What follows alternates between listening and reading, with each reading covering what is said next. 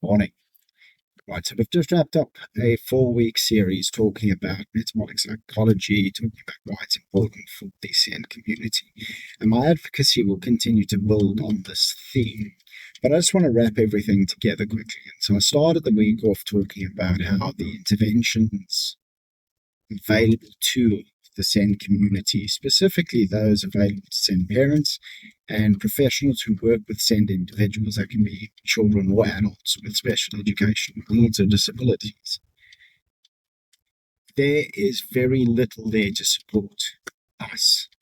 And so the reality of dealing and helping and looking after SEN individuals is stressful. It's complicated. They have complex needs. They have sensory issues. They have different challenges that make their care challenging. I have words, but it's the truth. And that's not to say that it's terrible. So please don't misunderstand me to be saying that dealing with SEN individuals is terrible. That's absolutely not what I'm saying at all. It's incredibly rewarding.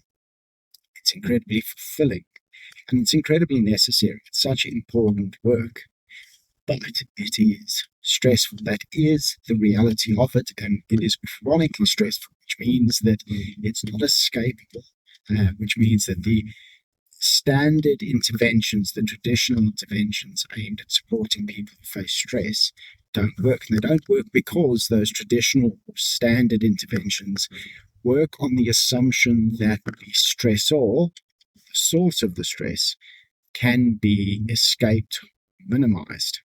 That is not the case when you're dealing with SEN individuals. That's not how it works. It can't be escaped. It can't necessarily be minimized. They are the mission. They are what you're there for. They're what you're there doing. So we need something different. We need something that recognizes that reality is chronically stressful. We need something that recognizes that the calling is incredibly meaningful and fulfilling and worthwhile. And we need something that supports the individuals looking after these SEND individuals appropriately and addresses the impact of chronic stress at its biological roots. And the easiest way to do that is through metabolic psychology. That is what I'm advocating. So to wrap up this series, what I want to do is just put an invitation out there.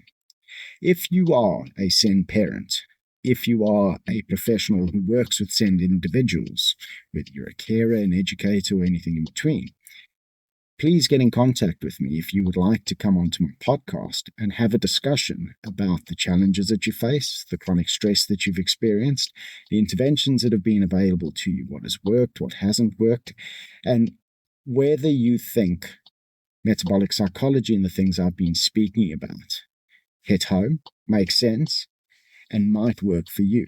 I'd love to have you on. I'd love to have just an open, honest, frank discussion about things, because the more we build awareness for this community, the better placed we're going to be to get some interventions and support that actually works, that actually helps us deliver the care that we need to deliver to the special needs children and adults in our care.